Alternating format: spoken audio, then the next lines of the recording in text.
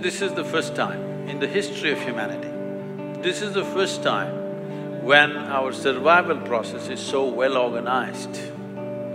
I just want you to look back and see, 100 years ago, if you had to get your morning, let's say a bucket of water, you had to walk a mile and carry a bucket of water. Today, most people are not fit to carry a bucket of water for a mile.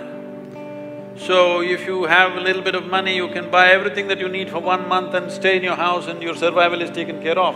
Never before human survival was so well organized. All the time we've been struggling with survival. Survival is well organized, and for the first time, we can communicate to the whole world. Many great beings have come in the past. Let's say Krishna came, when he spoke, 25 people could hear. A Buddha came as a gentle being, if he spoke probably 10 people could hear properly. Today we can sit here and talk to the entire world. If we do not change the consciousness of the human creature in this generation, that means we are not interested. We have a window of 15 to 30 years, in my opinion.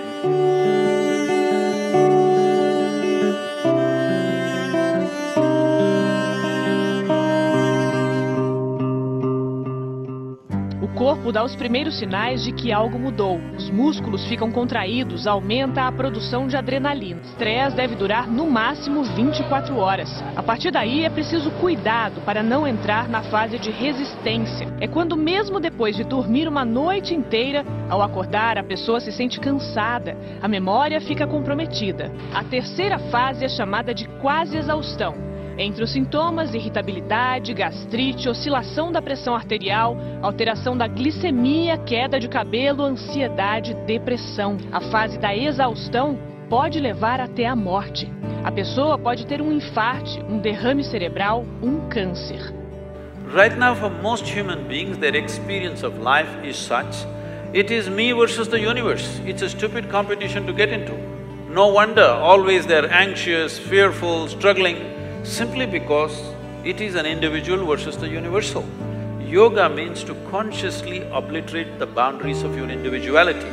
If you don't do this, you will never come to ease in your life. Forget about well-being, forget about blissfulness, forget about ecstatic states, you will not even come to total ease. So raising of consciousness this means that human being comes to ease. Only when you come to ease, you are not in a fighting mode. This fighting mode has to go. Survival for the fittest is over. Now survival is available for all of us. This is the time to put down your fighting mode and see how to do something else.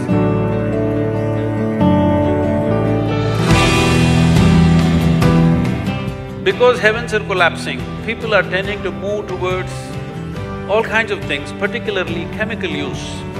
If you want to be healthful, there is a chemical. If you want to be peaceful, there is a chemical. If you want to be joyful, there is a chemical. If you want to be blissful, there is a chemical. If you want to be ecstatic, of course, there is ecstasy. This is not a moral issue for me. What I'm saying is, once 90% of humanity goes on chemicals to keep their well-being, after that you can't talk to them. And the next generation that you produce will be less than yourself. If we make this happen, that the next generation we produce is less than us, this is a crime against humanity as far as I'm concerned, because the next generation has to be at least one step ahead of us, otherwise we have fundamentally failed as a generation. The question is only, do we have the courage and commitment to walk this distance? That's what I'm trying to invigorate the world.